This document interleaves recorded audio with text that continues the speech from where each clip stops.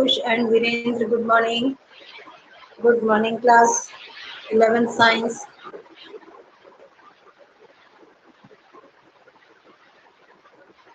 सब लोग आ जाए, 9 बजे से स्टार्ट करते हैं।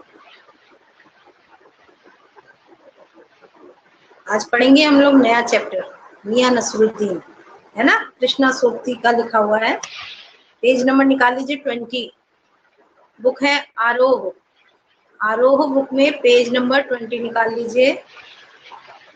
फर्स्ट ऑफ ऑल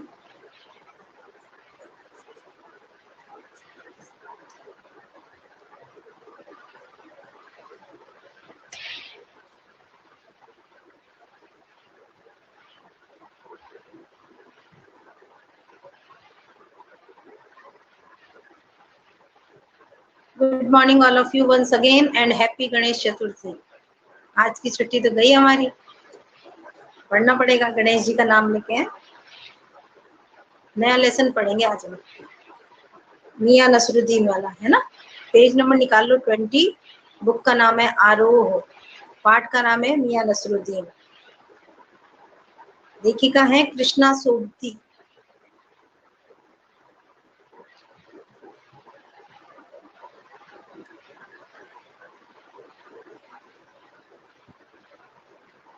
देखिए, हिंदी कथा साहित्य में मैं लेखक परिचय जो है वो पढ़ रही हूँ। ऊपर उनका जन्म कब हुआ, प्रमुख रचनाएं कौन सी हैं, कौन कौन से उनको सम्मान मिले, ये आप खुद रीड करना, ठीक है। मैं आपको पढ़ा रही हूँ लेखिका का परिचय और पाठ परिचय, ठीक है।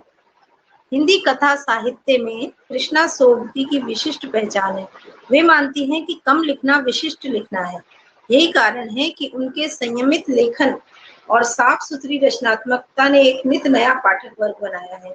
उनके कई उपन्यासों, लंबी कहानियों और संस्मरणों ने हिंदी के साहित्यिक संसार में अपनी दीर्घजीवी उपस्थिति सुनिश्चित की है।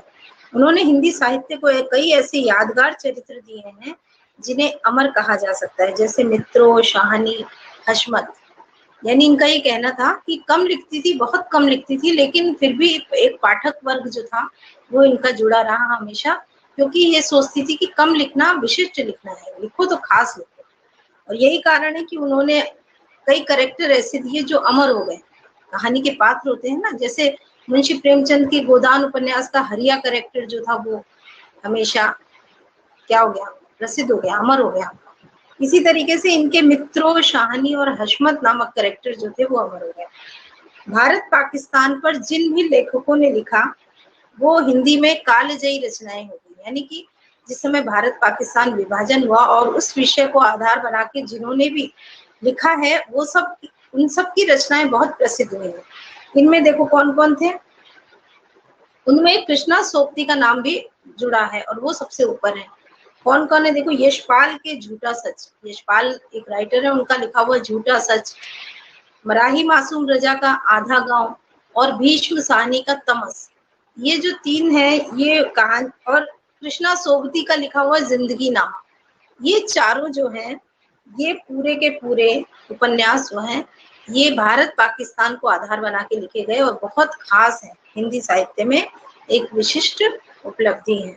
अब आ जाइए पेज नंबर 21। पेज नंबर 21 पे आ जाइए।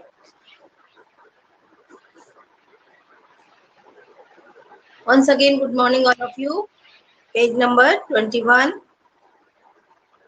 संस्मरण के क्षेत्र में हम हशमत शीर्षक से उनकी कृति का विशिष्ट स्थान है, जिसमें अपने ही एक दूसरे व्यक्तित्व के रूप में उन्होंने हशमत नामक चरित्र का सृजन कर एक अद्भुत प्रयोग कर उदाहरण प्रस्तुत किया है। यानी कि एक संस्मरण जो इन्होंने लिखा हम हशमत नाम से, उसमें इन्होंने अपने ही व्यक्तित्व का दूसरा पहलू एक कैरेक्टर के रूप में दिखाया जो कि बहुत खास बन गया।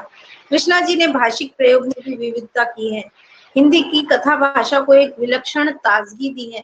इसके साथ साथ संस्कृत निष्ठ तत्समता यानी संस्कृत के शब्दों का प्रयोग, उर्दू का बांकपन, उर्दू का प्रयोग, पंजाबी की जिंदादिली, यानी जो इन भाषाओं की विशेषता है कि उर्दू का बांकपन और पंजाबी की जिंदादिली और संस्कृत निष्ठ तत्समता, ये सब संस्कृत, पंजाबी और उर्दू की विशेषता है और ये इनके काव्य में देखने को मिलती है क्योंकि इन्होंने इन शब्दों का भरपूर प्रयोग किया है। मियां नसरुद्दीन शब्द चित्र हम हशमत नामक संग्रह से लिया गया है। हम हशमत नामक जो इनका संग्रह है उसमें से ये लिया गया है मियां नसरुद्दीन। इसमें खानदानी नानबाई मियां नसरुद्दीन के व्यक्तित्व, रुचियों और स्वभाव का शब्द चित्र खींचा गया है। एक करेक्टर है मियां नसरुद्दीन जो कि रोटियां बनाने का काम है, उनका खानदानी पेशा ही मुसलमान है और रोटी बनाने का काम है उसका। और उस व्यक्ति का व्यक्तित्व कैसा है, उसकी रुचि क्या है और उसका स्वभाव क्या है, यही सारा चित्र एक आपके सामने इसमें खींचा गया है। मियां नसरुद्दीन अपने मसीहाई अंदाज में रोटी पकाने की कला और अपनी खानदानी महारत को बताते हैं। मसीहाई अंदाज मतलब एकदम अपने आप को बिल्कुल सुपर मसीहा फरिश्ता समझना, उस अंदाज में अपने आप को बहुत विशिष्ट मानते हुए वो अपने खानदान की खासियत बताते हैं कि हमारे रोटी बनाने में हमारे खानदान को कितनी महारत हासिल थी। वे ऐसे इंसान का भी प्रतिनिधित्व करते हैं जो अपने पेशे को कला का दर्जा देते हैं और करके सीखने को असली हुनर मानते हैं। अच्छा, इसमें पढ़कर हमको ये भी पता चलता है कि मियां नसरुद्दीन जो हैं वो इस बात के पक्षधर हैं कि कोई भी पेशा होता है वो उनका पेशा नहीं, कला होती है। और वो कला सीखने के लिए हमें करके दिखाना पड़ेगा, यानी हम करेंगे तब हमारा हुनर जो है वो असली हुनर माना जाएगा, जब हम उस काम को करेंगे, प्रैक्टिकली करेंगे, केवल थ्योरी पढ़ लेने से कुछ नहीं होगा। तो वो अपने पेशे को एक कला का दर्जा देते हैं और काम करने को ही हुनर मानते हैं। ठीक है, तो अब हम पढ़ते हैं पाठ। पेज नंबर निकाल लो 22, पेज नंबर 22 निकाल लीजिए। मियां नसीरुद्दीन।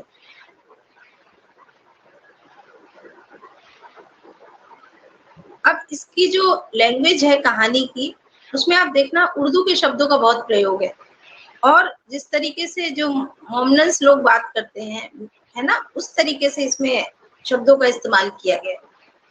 साहबों, उस दिन अपन मटिया महल की तरफ से न गुजर जाते तो राजनीति, साहित्य और कला के हजारों हजार मसीहों के धूम धड़कों में नानबाइयों के मसीहा मियां नसीरुद्दीन को कैसे पहचानते और कैसे लुत्फ उठाते उनके मसीही अंदाज का।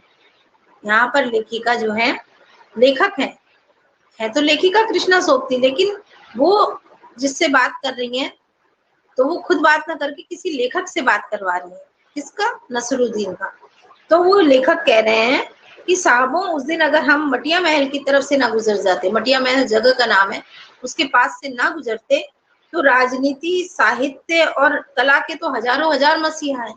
यानी राजनीति, कला और साहित्य के तो बहुत धुरंधर मिल जाएंगे हमको, लेकिन इन सब धूम धड़कों में, इन सब की वाहवाही में नानबाइयों के मसीहा नसरुद्दीन को कैसे पहचानते हैं। यानी जो नानबाई कहा जाता है, रोटी बनाने की कला में जो माहिर होते हैं, जो रोटियां बनाते हैं तरह तरह की, तो नानबाइयों के जो मसीहा थे, यानी नानबाइयों में जो बड़े फेमस और लोकप्रिय थे नसरुद्दीन, उनको हम कैसे पहचान पाते और कैसे लुत्फ उठाते। लुत्फ उठाते मतलब मजा लेते, कैसे आनंद लेते हम उनकी मसीही अंदाज का, यानी एकदम मसीहा के अंदाज में जिस तरीके से वो बात करते हैं उसका हम कैसे मजा ले पाते।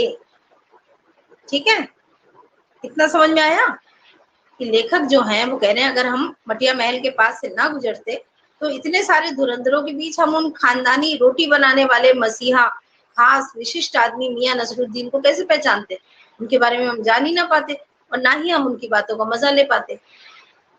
हुआ यह कि हम एक दोपहरी जामा मस्जिद के आड़े पड़े मटिया महल के गड़ैया मोहल्ले की ओर निकल गए। कहाँ का स्थान? जामा मस्जिद, दिल्ली में जो है।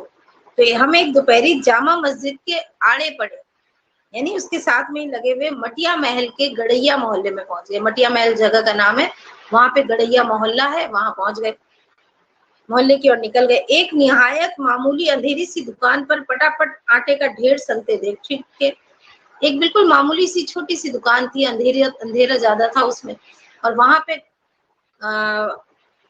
आटा जो था, आटे को साना जा रहा था, आटा माड़ा जा रहा था, मतलब गूथा जा रहा था। कई लोग माड़ना बोलते हैं, कई लोग गूथना बोलते हैं, कई लोग सानना बोलते हैं।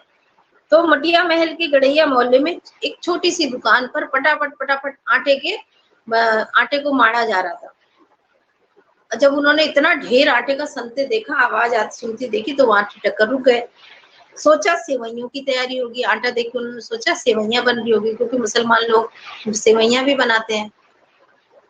पर पूछने पर मालूम हुआ कि खानदानी नान मियां नसरुद्दीन की दुकान पर खड़े हैं। लेकिन जब उन्होंने पूछताछ की, पता किया कि कहाँ है, कौन सी दुकान है, क्या बन रहा है, तो उन्हें पता चला कि वो खानदानी नान भाई बताया ना, नान नान तो जानते ही हो ना, रोटी को नान ही तो कहते हैं। तो नान भाई, नान बनाने वाले या रोटी बनाने वाले जो थे, उनकी दुकान पर खड़े हैं। मियाँ मशहूर है 56 किस्म की रोटियां बनाने में। अच्छा, ये जो मियाँ थे जो यहाँ पर काम कर रहे थे, वो मशहूर किस लिए थे? तरह तरह की रोटियां बनाने। जैसे हम लोग, हमारे यहाँ भी रोटियां तरह तरह की बनती है, राजस्थान में भी मिस्सी रोटी, बाजरे की रोटी और मक्के की रोटी, आटे की रोटी, तवा रोटी, तंदूरी रोटी बनती है ना, अपन लोग खाते हैं। तो मुसलमान लोगों में भी बहुत सारी कैटेगरी होती है ना, रुमाली रोटी होती है और भी कई होती है। तो मुसलमान लोग जो रोटियां बनाते हैं वो बहुत तरह तरह की बनाते हैं। तो उसी के बारे में बताया, क्योंकि इलाका मॉडर्न है, मुसलमानी इलाका है। व्यक्ति जो है, व्यक्तित्व जिससे परिचय करा रहे हैं वो भी मुसलमान है, और वो उसका खानदानी काम है रोटियां बनाने का। तो तरह तरह की रोटियां बनाने का काम करते थे वो। हमने जो अंदर झांका तो पाया मियाँ चारपाई पर बैठे बीड़ी का मजा ले रहे थे। जब उन्होंने अंदर झांक के देखा तो चारपाई अंदर लगी थी एक, और उस पे वो लेटे हुए थे बड़े आराम से। मौसमों की मार से पका चेहरा, आंखों में काइयां भोलापन और पेशानी पर मंझे हुए कारीगर के तेवर। उनके चेहरे का शब्द चित्र खींच रही है लेखिका कि मौसमों की मार से पका चेहरा, यानी चेहरे को देखकर ऐसे लग रहा था कि उन्होंने कई मौसम झेल लिए, अर्थात बहुत उम्र दराज थे, बुजुर्ग थे। और आंखों में काइयां भोलापन था। काइयां मतलब चालाक, भोलापन भी था लेकिन चालाकी भी दिख रही थी, बहुत चतुर चालाक भी लग रहे थे। पेशानी पर यानी माथे पर उनके मंझे हुए कारीगर के तेवर, जैसे कोई बहुत निपुण कारीगर होता है और उसका जो एटीट्यूड होता है, तेवर होता है, वही उनके चेहरे पे भी था। हमें ग्राहक समझ मियाँ ने नजर उठाई, फरमाइए। लेखक को ग्राहक समझा उसने और कहा, फरमाइए क्या चाहिए। झिझक से कहा, आपसे कुछ एक सवाल पूछने थे, आपको वक्त हो तो। बड़े झिझकते हुए पूछा लेखक ने कि भाई आपसे कुछ सवाल पूछने थे, अगर आपके पास टाइम हो तो। मियाँ नसरुद्दीन ने पंच हजारी अंदाज में सिर हिलाया। पंच हजारी बहुत बड़ा पोस्ट है, समझ लो, जैसे सूबेदार होते थे पंच हजारी, जो पंचों में हजारी होते हैं, मतलब कहने का मतलब जो एक बड़े ऊंचे पद में, जैसे बड़े अफसर लोग बोलते हैं ना, वैसे अंदाज में बोले कि निकाल लेंगे वक्त थोड़ा, पर यह तो कहिए आपको पूछना क्या है। मतलब बड़े अकड़ के शान से बोले अफसरी अंदाज में कि हाँ निकाल लेंगे वक्त थोड़ा सा, और बोलिए आपको क्या पूछना है। फिर घूर कर देखा और जोड़ा, मियाँ कहीं अखबार नवीस तो नहीं हो। और फिर हमें घूर कर देखा और फिर उसमें अपने वाक्य में एक और वाक्य जोड़ा कि कहीं आप अखबार नवीस तो नहीं हो, पत्रकार तो नहीं हो। यह तो खोजियों की खुराफात है। पत्रकारों को कह रहे हैं खोजियों की खुराफात, यानी कि ये तो खोजबीन करने वाले शरारती तत्व हैं, इनकी खुराफ। ये तो वो, हम तो अखबार बनाने वाले और अखबार पढ़ने वाले दोनों को ही निठल्ला समझते हैं। वो अपनी राय व्यक्त कर रहे हैं कि हम तो अखबार बनाने वाले और जो अखबार पढ़ने वाले हैं वो दोनों निठल्ले हैं, क्योंकि और कोई काम ही नहीं है इनको। हाँ, कामकाजी आदमी को इससे क्या काम है, ये कामकाजी आदमी, हम तो काम करने वाले आदमी हैं, अखबार से हमारा कोई लेना देना नहीं। खैर, आपने यहाँ तक आने की तकलीफ उठाई ही है तो पूछिए क्या पूछना चाहते हैं। उनका जब आप यहाँ तक आ ही गए हो तो पूछो भाई क्या पूछना चाहते हैं। पूछना यह था कि किस्म किस्म की रोटियां पकाने का इल्म आपने कहाँ से हासिल किया। बोले ये पूछना था कि तरह तरह की रोटियां बनाने का ये जो इल्म, ज्ञान, शिक्षा किससे सीखी आपने, कहाँ से प्राप्त किया आपने ज्ञान तरह तरह की रोटियां बनाने। मियाँ नसरुद्दीन ने आंखों के कंचे हम पर फेर दिए। मियाँ नसरुद्दीन ने आंखें निकाल कर घूरा, उनको देखा, कंचे फेर दिए मतलब आंखों के कंचे निकाल के फेर दिए, जैसे कंचे आगे फेंक देते हैं, कहने का मतलब उनकी आंखें आगे निकल आई, मतलब बहुत घूर के देखने लग गए उनको। फिर तरेर कर बोले, तरेर कर मतलब ताव से बोले, क्या मतलब, पूछिए साहब। नान भाई इल्म लेने कहीं और जाएगा क्या, नगीना साज के पास, क्या आईना साज के पास, क्या मीना साज के पास, या रफूगर रंगरेज या तेली तंबोली से सीखने जाएगा। क्या फरमा दिया साहब, यह तो हमारा खानदानी पेशा ठहरा। तो उनकी इस बात पे उन्होंने जवाब तो दिया नहीं, उल्टा उनसे ही क्वेश्चन कर लिया कि जो रोटी बनाने वाला जो है वो अपना ज्ञान लेने या किसी नगीना गढ़ने वाले के पास जाएगा, किसी मीनाकार के पास जाएगा, किसी और के पास जाएगा? अरे भाई, वो तो हमारा खानदानी पेशा है। हम किसी रफूगर, रंगरेज होता है, रफूगर मतलब रफू करने वाला, रंगरेज होता है कपड़ा रंगने वाला, तेली तंबोली मतलब तेल बेचने वाला, तो ये इनके पास थोड़ी जाएगा। कहने का मतलब वो कह रहे हैं रोटी बनाने वाला जो है वो क्या किसी इन लोगों के पास सीखने जाएगा क्या रोटी बनाना? फिर उसने कहा ये आपने क्या फरमा दिया, ये तो हमारा खानदानी पेशा है, ये तो हमारा पुश्तों से चला आ रहा काम है।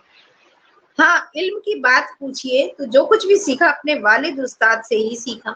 लेकिन अगर आप इल्म की बात पूछ रहे हो तो जो कुछ भी हमने सीखा वो अपने वालिद, वालिद यानी पिता से सीखा है। मतलब ये कि हम घर से ना निकले कि कोई पेशा अख्तियार करेंगे, जो बाप दादा का हुनर था वही उनसे पाया, और वालिद मरहूम के उठ जाने पर आ बैठे उन्हीं के ठिए पर। उन्होंने कहा भाई हमने पहले ही सोच लिया था कि हम घर से बाहर निकल के कोई दूसरा धंधा नहीं करेंगे, अपने बाप दादों का धंधा ही करेंगे। और जो बाप दादों का धंधा था, जो हुनर था, वही पाया। और वालिद मरहूम जो थे यानी उनके पिता जो थे, उनके मरहूम, वालिद मरहूम के उठ जाने पर यानी उनके ऊपर चले जाने पर, मृत्यु के बाद उन्हीं के बैठ गए ठिए पर, यानी उनके ठिकाने पर बैठ गए। यानी हम कहीं बाहर नहीं निकले पेशा सीखने या कोई दूसरा पेशा धंधा करने, हम अपने बाप दादों के काम को ही संभाल लिया हमने। तो लेखक ने पूछा आपके वालिद यानी आपके पिता कौन थे, क्या थे, पूछना चाह रहे थे। मियां नसरुद्दीन की आंखें लम्हा भर को किसी भट्टी में गुम हो गई। एक क्षण के लिए, लम्हा भर के लिए उनकी आंखें जो थी, भट्टी, भट्टी जो सुलगती रहती है जिसपे वो रोटियां सेकते, वो भट्टी की तरफ उनकी आंखें जो थी वो खो गई उसमें। लगा गहरी सोच में है, ऐसे उनको देख के लगा बहुत सोच रहे हैं, गहरी सोच में है। फिर सिर हिलाया। क्या आंखों के आगे चेहरा जिंदा हो गया? हाँ, हमारे वालिद साहब मशहूर थे मियां बरकत शाही नानबाई गड़ैया वाले के नाम से। मतलब उनकी आंखों के आगे चेहरा जिंदा हो गया पिताजी का, यानी वो सोच में पड़ गए थे, तो वो सोच में पढ़ते पढ़ते उनको अपने पिता की शक्ल याद आ गई थी, और वो कहने लगे कि हाँ, हमारे वालिद साहब जो थे, पिता जो थे, वो बड़े मशहूर थे। किस नाम से? मियां बरकत शाही नानबाई गड़ैया वाले। मियां बरकत शाही नान वाले और गड़ैया वाले, गड़ैया जगह का नाम हो गया, शाही नानबाई मतलब शाही, राजमहलों में बादशाहों के यहाँ बनाने वाले, और बरकत अली नाम हो गया। नाम से उनके वालिद यानी कि हमारे दादा साहिब थे आला नानबाई मियां कल्लन, यानी ये तो उनके पिता थे, और उनके भी वालिद यानी उनके दादा जो थे उनका नाम क्या था? उनका नाम था आला नानबाई मियां कल्लन। ठीक है, तो इन्होंने अपने बाप और अपने दादा दोनों का नाम बता दिया। आपको इन दोनों में से किसी किसी की भी कोई नसीहत याद हो? लेखक ने कहा अगर इन दोनों की कोई भी सीख, नसीहत जो इन्होंने दी हो वो याद हो तो बताओ। नसीहत काहे की मियाँ? काम करने से आता है, नसीहतों से नहीं। हाँ, बोलते नसीहत काहे की, काम तो करने से आता है, नसीहतों से थोड़ी आता है। मतलब इनके, आपको पता चलेगा किस करेक्टर के आदमी है ये मियाँ नसरुद्दीन, जो बोलने में बड़ा चालाक भी है, बोलने में बड़ा तेज तरार, हाजिर जवाब है, और अपनी बात बताता, जो खुद बताना चाहता है वही बताएगा, आप जो निकलवाना चाहते हो वो नहीं बताएगा। नसीहत काहे की मियाँ? काम करने से आता है, नसीहतों से नहीं। हाँ, बजा फरमाया है, पर ये तो बताइए ही बताइए कि जब आप, हमने भट्टी की ओर इशारा करके कहा कि जब आप इस काम पर लगे तो वालिद साहब ने सीख के तौर पर कुछ तो कहा होगा। अब लेखक भी कम नहीं है, लेखक भी कह रहे हैं आप सही कह रहे हो, लेकिन जब आपने काम शुरू किया तो आपके पिता ने कुछ तो बताया ही होगा। नसरुद्दीन ने जल्दी जल्दी 2-3 कश खींचे, फिर गला साफ किया और बड़े अंदाज से बोले, अगर आपको कुछ कहलवाना ही है तो बताए देते हैं। आप जानो कि जब बच्चा उस्ताद के यहाँ पढ़ने बैठता है तो उस्ताद कहता है, अब उन्होंने जल्दी जल्दी बीड़ी पी रहे थे, जल्दी जल्दी कश खींचे, गला साफ किया, खकारा गला, और उसके बाद बड़े अंदाज से बोले कि आप कुछ कहलवाना ही चाहते हैं ना मुझसे, निकलवाना ही चाहते हैं, तो मैं बताए देता हूँ कि जब एक बच्चा एक उस्ताद के यहाँ पढ़ने जाता है तो उस्ताद कहता है कह अलिफ, बच्चा कहता है अलिफ, कह बे, बच्चा कहता है बे, कह जीम, बच्चा कहता है जीम।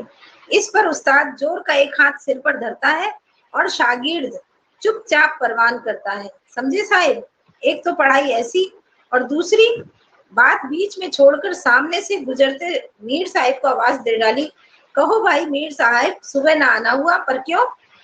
अब देखो, सीधी सीधे उत्तर नहीं दे रहे बात का, सीधे सीधे जवाब नहीं दे रहा ये मियां नसरुद्दीन। लेखक ने पूछा, भाई आपके पिता ने कुछ कहा हो, कुछ सिखाया हो तो बताओ। तो वो कहता है, आंसर नहीं देके घुमा फिरा के आंसर दे रहा है कि भाई आप ये जानो कि जब कोई बच्चा उस्ताद के पढ़ना जाता है, देखो मुसलमानों में क्या है, मदरसे में पढ़ने जाते हैं, और मदरसे में एक उस्ताद होता है, गुरु जिसको कहते हैं उस्ताद, और बाकी सारे बच्चे जो होते हैं उनको वो सिखाता है। और ये अलिफ बे जीम जो ये बोल रहे हैं, ये मुसलमानों के अल्फाबेट है। जैसे हम लोग पढ़ते हैं ना, हम लोग सबसे पहले जाते हैं तो नर्सरी क्लास में बच्चा क्या सीखता है, अ से अनार, आ से आम, मी से इमली, यही सीखता है ना। वैसे मुसलमानों में भी ये मॉडर्न्स के अल्फाबेट्स हैं। तो ये उर्दू में जब पढ़ते हैं ना तो अलिफ बे जीम, तो ये कह रहे हैं भाई, तो ये उदाहरण क्या दे रहे हैं, देखो ये उदाहरण क्या दे रहे हैं, उत्तर नहीं दे रहे कि भाई कैसे पिता ने क्या कहा। ये कह रहे हैं कि जब आप ये बात जान लो कि जब एक बच्चा उस्ताद के पास पढ़ने जाता है तो उस्ताद कहता है कह अलिफ, तो बच्चा भी वही दोहरा देता है। फिर बे कह बे, तो बच्चा भी कह देता है बे। फिर वो कहते हैं कह जीम, तो बच्चा भी कह देता है जीम। यानी कि जैसा उस्ताद कहता है बच्चा वैसा ही दोहराता है।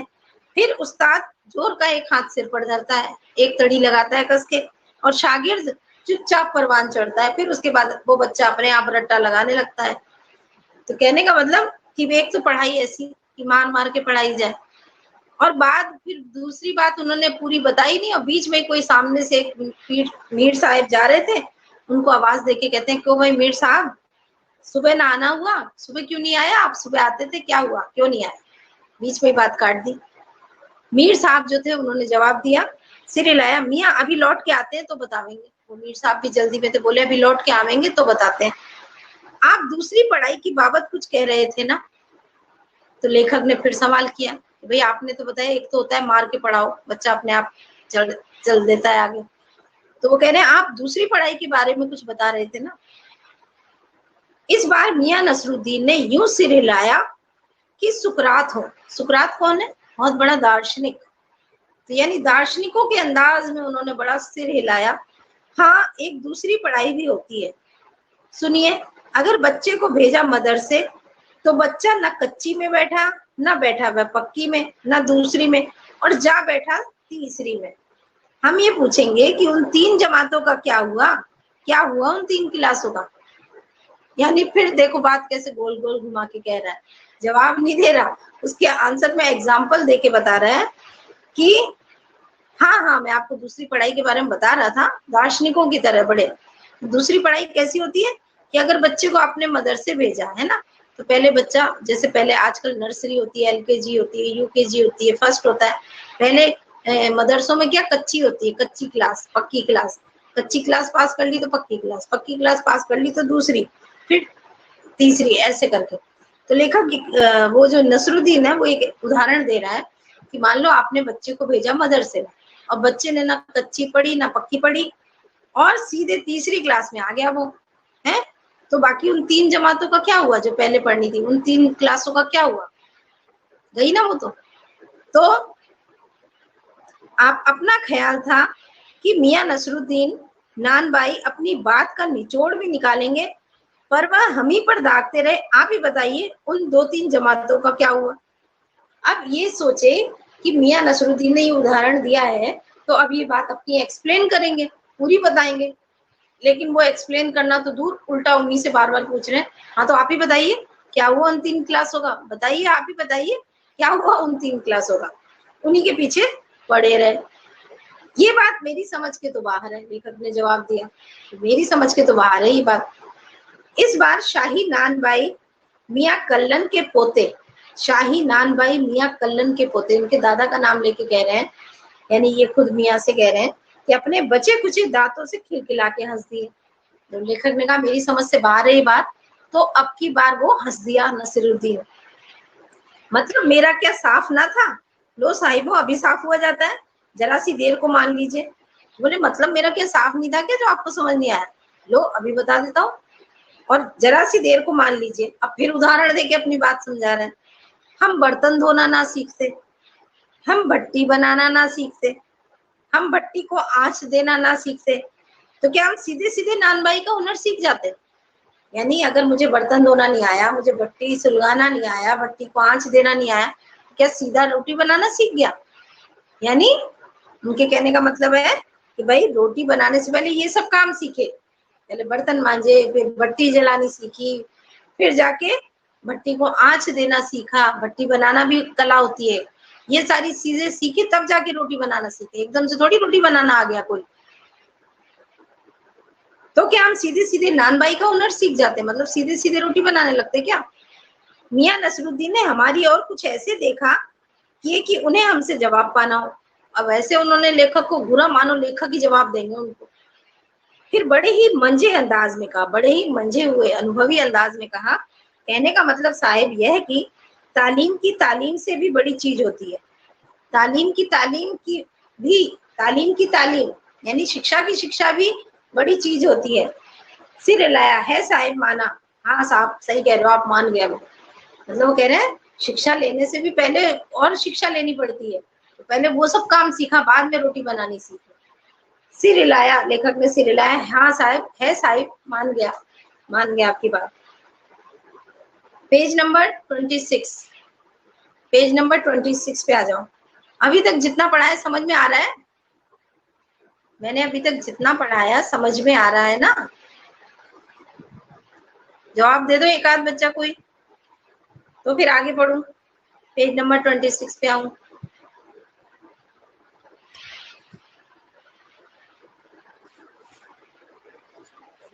ठीक है, पेज नंबर 26। मियां नसरुद्दीन जोश में आ गए। हमने ना लगाया होता खोमचा तो आज क्या यहाँ बैठे होते? मतलब वो और जोश में आ गए उनकी बातों से और बोले कि हमने अगर खोमचा ना लगाया होता तो क्या आज यहाँ दुकान पे बैठे होते? मतलब पहले उन्होंने खोमचा भी लगाया। खोमचा जानते हो ना, थड़ी, छोटी सी थड़ी जिसको बोलते हैं। तो पहले थड़ी लगाई थी, फिर बाद में दुकान बनी। तो बोले हमने खोमचा नहीं लगाया होता तो क्या आज यहाँ बैठे होते? मियाँ को खोमचे वाले दिनों में भटकते देख हमने बात का रूप मोड़ा। वो अपने पुराने दिनों में खो गए, खोमचे वाले दिनों में खो गए, तो उनको भटकते देखकर लेखक ने फिर सब कहा, आपने खानदानी नानबाई होने का जिक्र किया, क्या यहाँ और भी नानबाई हैं? मतलब आपने खानदानी रोटी बनाने वाले हैं, आप ये बताया, तो क्या यहाँ और भी कई लोग हैं जो खानदानी रोटी बनाने वाले हैं? मियाँ ने घूरा, उन्होंने घूर कर देखा, बहुतेरे पर खानदानी नहीं। सुनिए, दिमाग में चक्कर काट गई एक बार। वो बोले हाँ बहुतेरे हैं पर खानदानी नहीं है। अब सुनो एक बात, एक दिमाग में चक्कर काट गई एक बात, मतलब एक बात याद आ गई मुझको। हमारे बुजुर्गों से बादशाह सलामत ने यूं कहा, मियां नानबाई कोई नई चीज खिला सकते हो? हुक्म कीजिए जहांपना। बादशाह सलामत ने फरमाया, कोई ऐसी चीज बनाओ जो ना आग से पके ना पानी से बने। यानी कि उन्होंने कहा कि भाई एक बात मुझे याद आ गई कि हमारे जो खानदानी बुजुर्ग थे, एक बार उनसे बादशाह सलामत ने कहा कि कोई ऐसी चीज खिलाओ जो ना आग से पके और ना पानी से। तो उन्होंने कहा कि भाई, तो लेखक को बड़ा आश्चर्य हुआ। तो उन्होंने कहा तो क्या बनी ऐसी चीज उनसे? उन्होंने ऐसी चीज बना पाए? क्यों ना बनती साहब, बनी और बादशाह सलामत ने खूब खाई और खूब सराही। बोले हाँ क्यों नहीं बनी, बनी उनसे, बनाई उन्होंने और बादशाह सलामत ने वो खाई भी, और खा के उनको बहुत ही क्या हुआ, खा के उनको बहुत खुशी भी हुई, सराही भी उन्होंने। इधर देख ले, इसके नीचे देख, बताओ।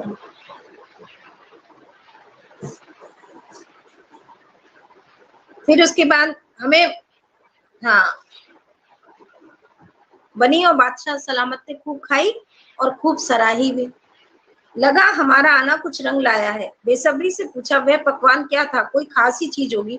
अब लेखक को लगा अरे मेरा आना तो सही सिद्ध हो गया, मेरा आना तो बहुत फायदे की बात रही, और अब मुझे कुछ खास रेसिपी मिलेगी या कोई खास बात पता चलेगी जो मैं अपने जानकारी के लिए अच्छी होगी। तो वो सोचे हमारा आना कुछ रंग लाया है, अब मेरा आना जो था वो सही हो गया। तो बड़ी बेसब्री से पूछा वह पकवान क्या था, कोई खास चीज थी क्या? मियाँ कुछ देर सोच में खोए रहे, थोड़ी देर कुछ देर सोच में रहे। सोचा पकवान पर रोशनी डालने को है कि नसीरुद्दीन साहब बड़ी रुखाई से बोले, ये हम ना बतावेंगे। अच्छा, उन्होंने देखा सोच में खोए, तो उन्होंने कहा अब ये बताएंगे पूरी रेसिपी और बहुत अच्छे से बताएंगे, लेकिन उन्होंने तो बड़ी रूखेपन से बोल दिया हम नहीं बताएंगे, क्या थी वो चीज, हम नहीं बताएंगे। बस आप इतना समझ लीजिए कि एक कहावत है ना कि खानदानी नानबाई कुएं में भी रोटी पका सकता है। कहावत जब भी गढ़ी गई हो हमारे बुजुर्गों के कर्तव्य पर ही पूरी उतरती है। अब उन्होंने इस बात का भी उत्तर फिर गोल गोल घुमा के दिया, और क्या कह रहे हैं कि ये तो मैं नहीं बताऊंगा, बस इतना जान लो कि एक कहावत है नान भाइयों की कि जो खानदानी नान भाई होते हैं वो कुएं में भी रोटी पका सकते हैं। तो समझ लो आप कि ये कहावत हमारे खानदानी नान भाइयों पर, बुजुर्गों पर सही उतरती है। मतलब ये आप इशारे इशारों में कहा, आप समझ लो उन्होंने कुएं में उतर कर रोटी पकाई होगी। तो मजा लेने के लिए टोका, तो लेखक को मजा आने लगा, वो उन्होंने बीच में टोका, कहावत ये सच्ची भी है कि यूं ही आप फेंक रहे हो, कहावत ये सच्ची भी है। मियाँ ने तरेरा, गुस्सा आ गया उनको, तरेरा और क्या झूठी है, आप ही बताइए, रोटी पकाने में झूठ का क्या काम, झूठ से रोटी पकेगी क्या, पकती है पकती देखी है कभी जनाब, रोटी पकती है आंच से, समझे। गुस्सा आ गया, उन्होंने कहा अच्छा क्या मैं झूठ बोल रहा हूँ, झूठ से रोटी पकती है, आज तक कभी सुना है झूठ से रोटी पकती है, रोटी तो आंच से पकती है। यानी बात करने में कितने चतुर हैं। सिर हिलाना पड़ा, ठीक फरमाते हैं, सही कह रहे हो आप, रोटी तो आंच से ही पकती है।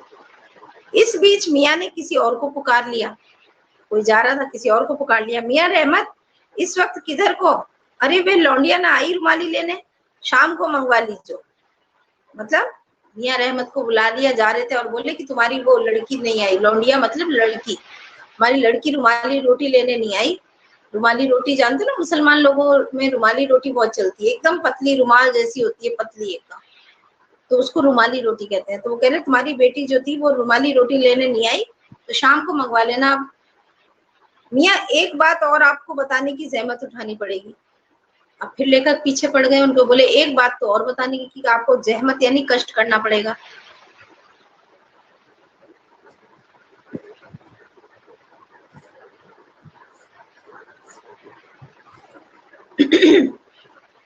मियाँ ने एक और बीड़ी सुलगा ली, सो कुछ फुर्ती पा गए, बीड़ी पीते ही थोड़ा सा उनमें स्फूर्ति आ गई थोड़ी सी। पूछिए, अरे बात ही तो पूछिएगा, जान तो ना ले लेंगे, उसमें भी अब क्या देर, 70 के हो चुके। फिर जैसे अपने से ही कहते हो, वालिद मरूम को पूछ किए 80 पर, क्या मालूम हमें इतनी मोहलत मिले ना मिले। अब बात को हमेशा ये सही जवाब तो देते नहीं, घुमा के टेढ़ा मेढ़ा जवाब ही देते हैं। अब जब उन्होंने पूछा तो कि एक बात और बताएंगे, तो बोले और क्या, पूछो ना, बात ही तो पूछोगी, जान थोड़ी ले लोगे, और जान ले भी लो तो कौन सा मेरा जाएगा, 70 का तो हो ही गया हूँ, ले लो जान। फिर बोलते हैं वालिद मेरे पिताजी तो 80 साल तक जिए थे, अब मैं पता नहीं इतना जी पाऊंगा कि नहीं, मुझे इतनी मोहलत मिले ना मिले। इस मजमून पर हमसे कुछ कहते ना बनाया तो कहा, अभी यही जानना था कि आपके बुजुर्गों ने शाही बावर्ची खाने में तो काम किया ही होगा। अब उनकी इस बात पर उनको लेखक को कोई जवाब नहीं सूझा कि क्या बोलूं, क्या उत्तर दूं। तो उन्होंने ये कहा नहीं नहीं, अभी तो इतना ही जानना था कि आपके जो बुजुर्ग थे उन्होंने शाही बावर्ची खाने, शाही बावर्ची, बावर्ची खाना बोलते हैं रसोई घर, और शाही मतलब जो राजा महाराजाओं बादशाहों की रसोई होती है। तो उसमें आपके जो पिताजी आपके बुजुर्ग थे उन्होंने काम तो किया ही होगा, काम तो किया होगा। मियाँ ने बेरुखी से टोका, वह बात तो पहले हो चुकी ना, यानी ये बात तो मैं पहले बता चुका हूँ ना, तो फिर क्यों पूछ रहे हो चुकी साहब, पर जानना ये था कि दिल्ली के किस बादशाह के यहाँ आपके बुजुर्ग काम करते थे। बोले हाँ बात तो हो चुकी है, लेकिन ये नहीं पता कि कौन से बादशाह थे, दिल्ली के कौन से बादशाह थे। अजी साहब क्यों बाल की खाल निकालने पर तुले हैं, कह दिया ना कि बादशाह क्या काम करते थे, सो क्या काफी नहीं। वो जवाब नहीं दे रहा, वो कह रहा है कि आपको कह तो दिया ना बादशाह क्या, आप किस बादशाह क्या काम करते थे ये जानना क्या इतना काफी नहीं है, बादशाह क्या करते थे, नाम बताना जरूरी है क्या। हम खिसियानी हंसी हंसे, लेखक को बड़ी खिसियाहट हुई, फिर भी हंसे वो, है तो काफी, पर जरा नाम लेते तो उस वक्त से मिला लेते, यानी अगर आप नाम बता देते तो हम उस वक्त से मिला लेते कि हाँ जब आपके बाप दादा कितने पुराने थे, उस काल में कौन सा राजा या बादशाह था, उस टाइम से हम मिला लेते। तो वह खिसियानी हाँ वक्त से मिला लेते खूब, पर किसे मिलाते जनाब आप वक्त से? मियाँ से, जैसे हमारी खिल्ली उड़ाते हो। यानी लेखक का मजाक उड़ाते हुए वो नसरुद्दीन बोलता है कि खूब किसे मिलाते? वक्त से मिला लेते। वाह, किसे मिलाते आप वक्त से? वक्त से वक्त को किसी ने मिलाया है आज तक? आगे खुद ही बोल रहे हैं कि वक्त से वक्त को किसी ने आज तक मिलाया है, मतलब कभी वक्त किसी वक्त से मिल पाया है? जाने वाला पल, आने वाला पल, चल रहा पल, कभी आपस में मिले? नहीं मिले ना। आने वाला पल आ गया फिर चला गया, बीता हुआ नहीं मिल पाता उससे, जो आएगा वो नहीं मिल पाता। तो वो यही बात कह रहे हैं कि जी साहब, वक्त से वक्त को किसी ने मिलाया है आज तक? खैर पूछिए किसका नाम जानना चाहते हैं, खैर पूछो किसका नाम जानना चाहते हैं। दिल्ली के बादशाह का ही ना, उनका नाम कौन नहीं जानता? जनाब जहां पना बादशाह सलामत ही ना, कौन नहीं जानता? जहां पना बादशाह सलामती तो है, उनका नाम कौन नहीं जानता? तो लेखक ने कहा ये तो बताएगा नहीं, तो लेखक ने खुद ही आइडिया दिया। कौन से? बहादुर शाह जफर। मतलब कौन से बादशाह थे? बहादुर शाह जफर। मियाँ ने खींच कर कहा, फिर अलट पलट के वही बात, यानी फिर घूम फिर के आप वही बात पे आ गए। अरे नाम जरूरी है कि बादशाह सलामत थे, जहां बनाते लिख लीजिए बस नाम, यही नाम लिख लीजिए, बस यही नाम। आपको कौन बादशाह के नाम चिट्ठी रुक्का भेजना है कि डाक खाने वालों के लिए सही नाम पता ही जरूरी है? खींच आ गई उनको, उनका आप यही नाम लिख लीजिए। आपको कौन सा बादशाह को चिट्ठी लिखनी है, पत्री लिखनी है जो आप डाक खाने में नाम एड्रेस पूरा चाहिए आपको? आप तो खींच बार बार वही बात पूछ रहे हो। फिर पेज नंबर 28 पे आ जाओ। फिर बिटर बिटर अपनी तरफ देखते पाया तो सिर हिलाकर अपने कारीगर से बोले, अरे ओ बबन मियाँ, भट्टी सुलगा दो तो काम निपटे। अब जब हमें बिटर बिटर अपनी तरफ देखते पाया, जब देखा कि लेखक उनकी तरफ ताक रहे हैं कि जवाब दे जवाब दे, तो फिर उन्होंने अपना सिर हिला के कारीगर को आदेश दे दिया कि जल भाई तू भट्टी सुलगा ले, काम करे, शुरू करे काम अपना। ये बब्बन मियाँ कौन है साहब? लेखक ने फिर सवाल पूछ दिया, कौन है ये बब्बन मियाँ? मियाँ ने रुखाई से जैसे फांक ही काट दियो, अपने कारीगर और कौन होंगे? फांक ही काट दी मतलब बात काट दी, और उस तरह से बोले और कौन होंगे? अपने कारीगर ही हैं, और कौन है?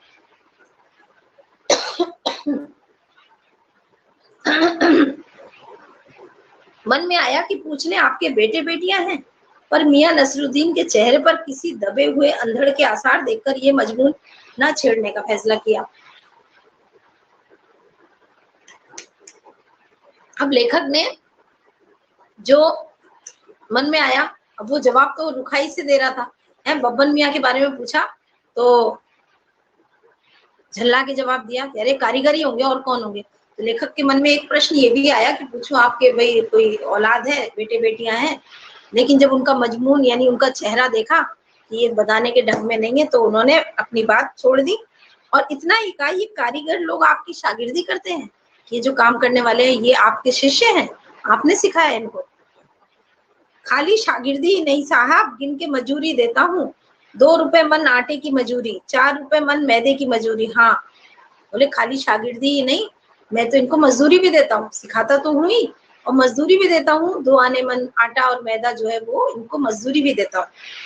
ज्यादातर भट्टी पर कौन सी रोटियां पका करती हैं? बोलते हैं ज्यादातर भट्टी पे कौन सी रोटियां पकती हैं? मियाँ को अब इस मजमून में कोई दिलचस्पी बाकी ना रही। लेखक को जो पूछ रहे थे उसका जवाब देने में मियाँ नसरुद्दीन को मजा नहीं आ रहा था, तो छुटकारा पाने के लिए बोले, किसी तरह उन्होंने सोचा पीछा छोड़े या जाए जल्दी से, तो उन्होंने बताया जल्दी जल्दी, बाकर खानी, शीर माल, ताफ्तान, बेसनी, खमीरी, रुमाली, गाव, दीदी, दीदा, गाजेबान, तुनकी, ये सारी रोटियों की वेराइटियां हैं जो मुसलमान लोग बनाते हैं रोटियां, वो है। तो ये सब नाम उसने गिना दिए।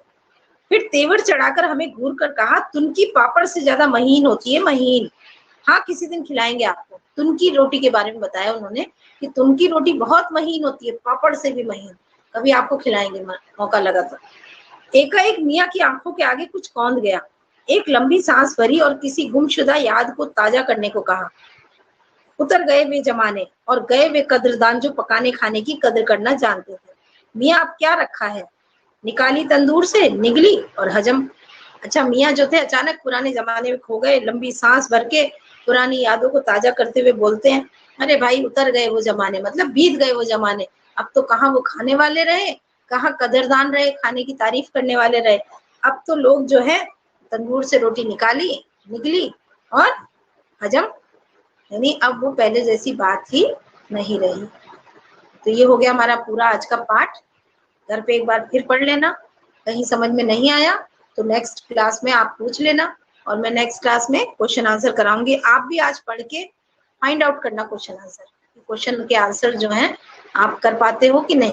फिर मैं नेक्स्ट क्लास में कराऊंगी और नया पार्ट फिर पढ़ेंगे, ठीक है। अच्छी थी कहानी, कहानी क्या, एक छोटा सा प्रसंग था। चलो ठीक है, फिर हमारा टाइम भी हो गया है, नेक्स्ट क्लास में मिलेंगे। Okay, bye.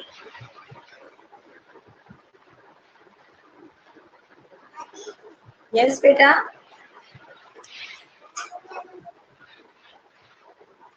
क्या हुआ बच्चा? बंद कर लो।